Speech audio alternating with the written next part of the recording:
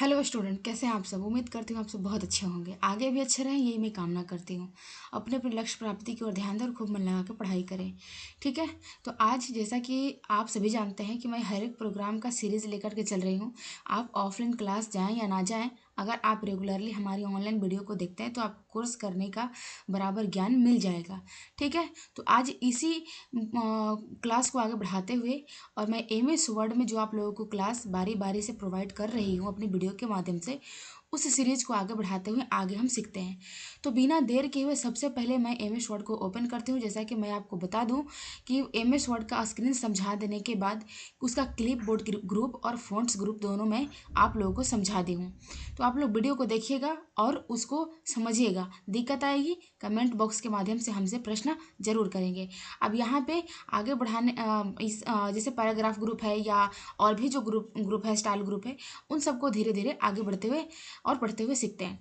तो जैसा कि वर्ड यहाँ पे मैं मिनिमाइज करके रखी हूँ, तो मैं वर्ड को ओपन कर ली और मैं आप लोगों को बता दूँ कि मैं वर्ड स्टार्ट करने का भी 4-5 तरीका आप लोगों को बता दी हूँ कि कैसे कैसे ओपन होता है। ठीक है। तो मैं बिल्कुल जीरो से लेकर के एडवांस तक आप लोगों को सारी बातें सिखा दूंगी, आप लोग चिंता ना करेंगे। तो बस केवल ध्यान से हमारी वीडियो को वॉच करेंगे। अब जैसे यहाँ पे देखिए पैराग्राफ ग्रुप को हमें सीखना है, तो सबसे पहले तो हमें कुछ ना कुछ कंटेंट तो होना चाहिए। तो मैं यहाँ पे पैराग्राफ एक ओपन कर ली। अब इसमें सबसे पहले यहाँ पे जो हमारा ऑप्शन आता है उसका नाम होता है बुलेट्स। ये बुलेट्स क्या करते हैं, तो पैराग्राफ में जो भी हमारे लाइन्स लिखे हुए हैं, जैसे कह सकते हैं कि जो लाइन का ग्रुप है जिसको मिलाकर के एक पूरा पैराग्राफ बना है, उसके आगे में हर तरह तरह के डिज़ाइन का बुलेट्स लगाता है। जैसे इस पर क्लिक किए तो कुछ इस तरह का बुलेट्स दिखा। तो अब यहाँ पे हम बारी बारी से जब जा रहे हैं तो आप देख सकते हैं कि जहाँ से हर लाइन का पैराग्राफ चेंज हुआ है, यानी कि इस लाइन की एंडिंग पॉइंट यहाँ है, इसका यहाँ है, तो 1 2 3 4 और 1 5। अब इस पर क्लिक करेंगे तो क्या आप अब इसको आप काउंट कीजिएगा कि क्या हमारे पास 5 बुलेट्स नहीं लगा है क्या। तो 1 2 3 4 5 5 लगा है। तो इस तरह से बुलेट्स लगाने का काम करता है। अब इसमें से जो बुलेट्स आपको अच्छा लगता है वो यहाँ पे लगा दीजिए, अगर नहीं लगाना है तो नन पे क्लिक कर देंगे। आगे आप यहाँ पे जाएंगे, यदि आपको लग रहा था कि 5 है या नहीं है, यदि आप नंबरिंग में लगाना चाहते हैं तो आप नंबरिंग में लगा दीजिए। ये देखिए हर तरह से आपको डिज़ाइन के यहाँ पे बुलेट्स मिल रहा है, लेकिन अब यही बुलेट्स का यहाँ पे नंबरिंग लाइब्रेरी नाम हो जाता है, क्योंकि आप जानते हैं कि कहीं ना कहीं इसमें नंबर से ही रिलेटिव इस डायलॉग बॉक्स में सारे के सारे ऑप्शन हैं।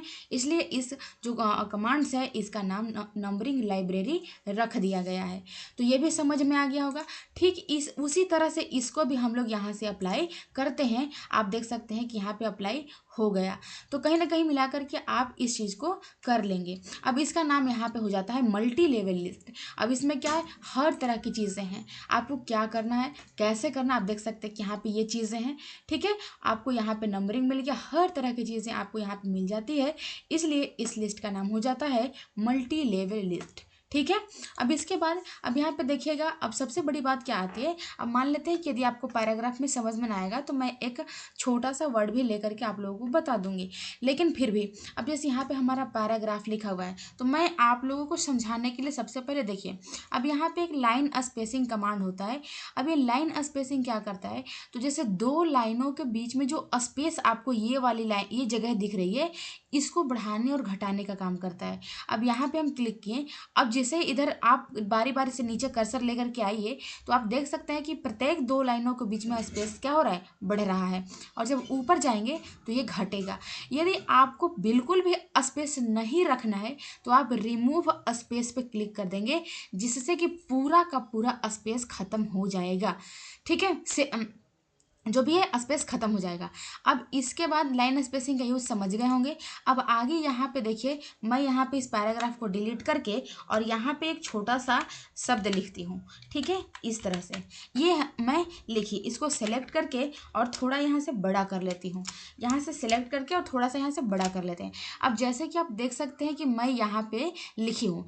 अब यहाँ पे ध्यान दीजिएगा कि ये जो टेक्स्ट है यहाँ पे लिखा हुआ है, इसका जो अभी अलाइनमेंट है है वो लेफ्ट साइड में है, ठीक है। अब इसको मुझे राइट साइड में करना है। तो अब यहाँ पे देखिए अभी लेफ्ट साइड में है, एलिगन जो लेफ्ट है वो इधर अलाइनमेंट इधर है, ठीक है, लेफ्ट साइड में, इसलिए मुझे मेरा यहाँ से लिखाया या यहाँ पे है।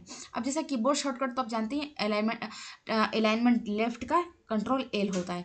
अब इसे मैं क्या करती हूँ, एलिगन राइट कर देते हैं। तो अब आप देख सकते हैं कि यही राइट की तरफ चला गया। और कंट्रोल आर जो होता है वो एलिगन राइट का होता है। और मैं इस चीज़ को क्यूज भी डालती हूँ, जिस टॉपिक के बारे में आप लोगों को बताती हूँ उससे रिलेटिव क्यूज भी अपने चैनल पर डाल देती हूँ, ताकि आप लोग क्यूज लगा करके और अपनी तैयारी को, अपनी पढ़ाई को मजबूत कर सकें। तो ये राइट में आ गया। यदि आपको सेंटर में करना होगा तो फिर आप बीच वाले पे कर देंगे, यानी अलाइनमेंट सेंटर पे क्लिक कर देंगे, ठीक है। अब यहाँ पे बात आती है कि जस्टिफाई का काम क्या होता है। तो देखिए अगर एक शब्द हो, अगर छोटी सी कंटेंट हो, कोई एक टेक्स्ट लिखा हुआ हो, तब तो जस्टिफाई आपका पहले से जहाँ ये जो टेक्स्ट था वहाँ कर देगा। यदि आप यही बात एक पैराग्राफ के ऊपर अप्लाई करते हैं, जैसे कि मैं यहाँ पे पैराग्राफ ओपन करती हूँ, तो आप देख सकते हैं, समझने की कोशिश कीजिएगा कि इधर से इस पैराग्राफ का लाइन देखिए कितना बराबर है। जैसे ये जो टेक्स्ट है ये कितना बराबर में है, लेकिन ये जो सिराएं इसके है ये बराबर नहीं है, ठीक है।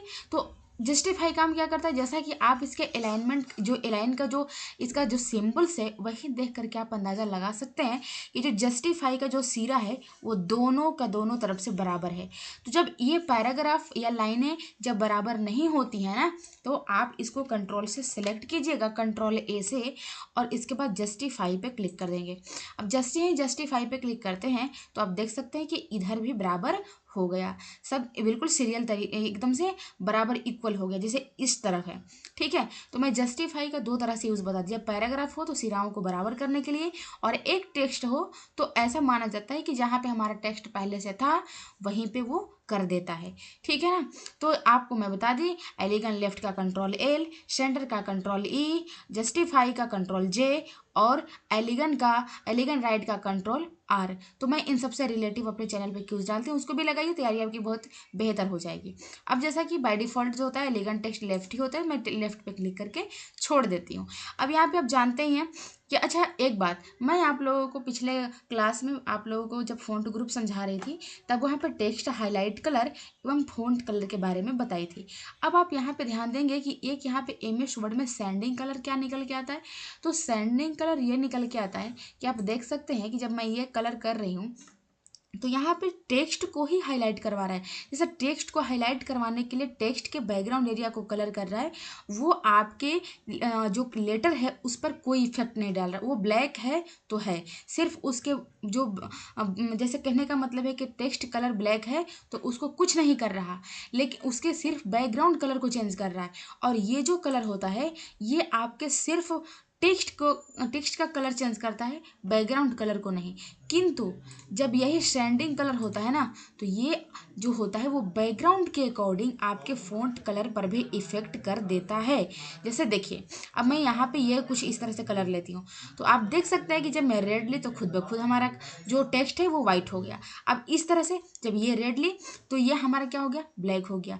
अब इसी तरह से आप आगे बढ़ते जाएंगे तो आपको समझ में आएगा। देखिए यहाँ पे तो यहाँ पे कहने का मतलब है कि बैकग्राउंड के मुताबिक टेक्स्ट कलर कैसा उसका ये मतलब समायोजन होगा वो निकाल करके देगा। और दूसरी चीज़ है कि आप देख सकते हैं कि यदि मैं यहाँ पे टेक्स्ट हाईलाइट कलर कर रही हूँ तो सिर्फ टेक्स्ट के पीछे कलर कर रहा है, उसके बीच के एक भी रिक्त स्थान को नहीं कर रहा। अब लेकिन यहाँ पे बात आती है कि जैसे आप सैंडिंग कलर करते हैं तो वो एक तरह से पूरे एकदम से सिलेक्शन एरिया जैसा कलर बना रहा है, कहीं पे कोई खाली जगह को नहीं छोड़ रहा।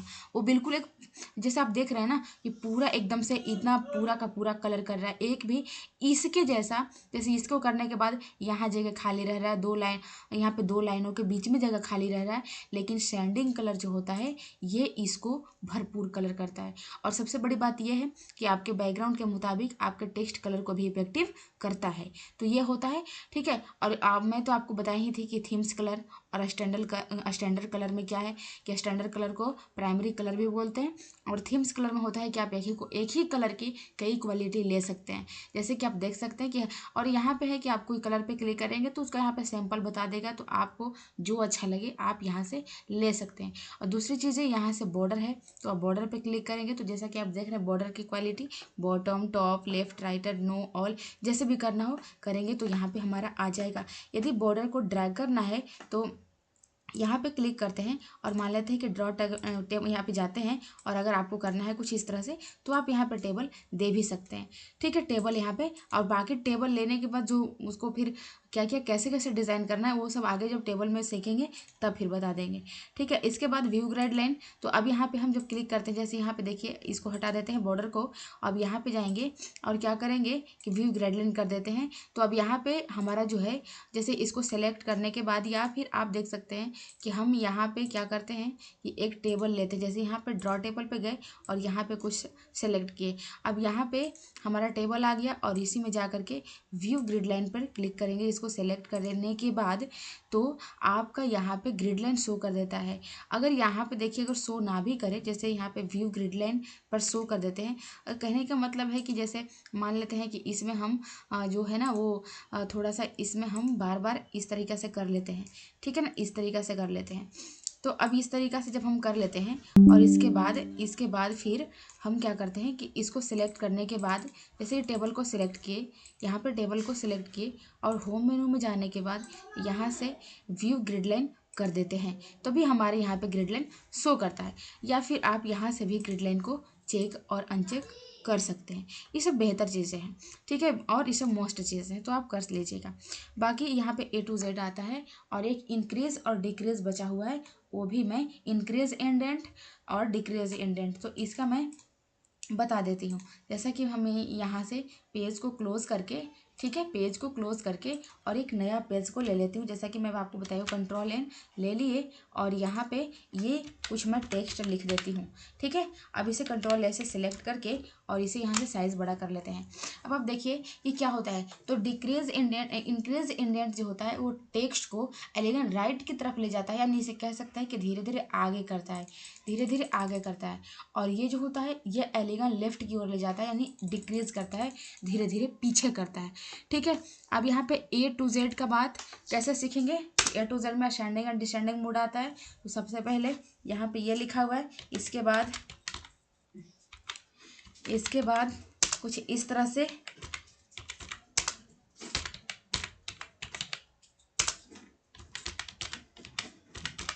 ठीक है, ऐसे। अब मान लेते हैं कि अब इसके नीचे करके, अब यहाँ पे सबसे फर्स्ट में, जैसे सबसे फर्स्ट में यहाँ पे हम दे देते हैं क्या, तो ये दे देते हैं, और फिर इसके बाद इंटर करके और यहाँ पे दे देते हैं। अब यहाँ पे ध्यान दीजिएगा, अगर अल्फ़ाबेट के माध्यम से देखा जाए, यानी असेंडिंग मोड और डिसेंडिंग मोड होता है। अल्फ़ाबेट के माध्यम से अगर अल्फ़ाबेट के सीरीज़ में लेटर लिखा गया हो, नेम लिखा गया हो, तो वो असेंडिंग मोड कहलाता है। लेकिन अगर अल्फ़ाबेट के माध्यम से यानी अल्फ़ाबेट के सीरीज़ में नहीं लिखा गया हो तो वो डिसेंडिंग मोड कहलाता है। अगर असेंडिंग मोड की बात की जाए तब ये अंजू और बबीता चांदनी को ऊपर होना चाहिए, लेकिन नीचे है, तो इसको ऊपर कैसे करेंगे, आप पूरे नेम को सिलेक्ट करिएगा, आप यहाँ पे A to Z पे क्लिक करेंगे। अब यहाँ पे असेंडिंग और डिसेंडिंग का 2 ऑप्शन दिखता होगा, तो असेंडिंग वाले पे अभी मेरा चेक है बॉक्स, ओके कर देंगे, तो आप देख सकते हैं कि अल्फ़ाबेट से अरेंज हो गया। अब मान लेते हैं कि अब डिसेंडिंग करके देखते हैं तो क्या होता है, यहाँ पे क्लिक करेंगे, डिसेंडिंग को चेक करेंगे, ओके करेंगे, जस्ट उल्टा कंडीशन यहाँ पे हो जाता है, ठीक है। तो यहाँ पे पैराग्राफ ग्रुप आपको बहुत अच्छे से समझ में आया होगा, ये मैं उम्मीद करती हूँ। अब यहाँ पे क्लिक करने के बाद आप देख सकते हैं कि सेम वही बातें हैं, अलाइनमेंट की बात की जाए या फिर यहाँ पे स्पेसिंग की बात की जाए, और भी बहुत सारी चीज़ें हैं, ठीक है। तो यहाँ पे पेज ब्रेक वगैरह जितने भी चीज़ दिया है आप वो बारी बारी से कर सकते हैं, ठीक है। तो आज के वीडियो में इतना ही, पैराग्राफ ग्रुप तक ही, आगे स्टाइल ग्रुप से आगे बढ़ेंगे, ठीक है। वीडियो को पूरा अच्छे से देखें, कोई दिक्कत हो तो कमेंट बॉक्स में अपना जो भी रिप्लाई ये मैसेज हो वो करें, ठीक है। आज की वीडियो में इतना है, नेक्स्ट वीडियो में फिर मिलेंगे, तब तक के लिए खुश रहिए।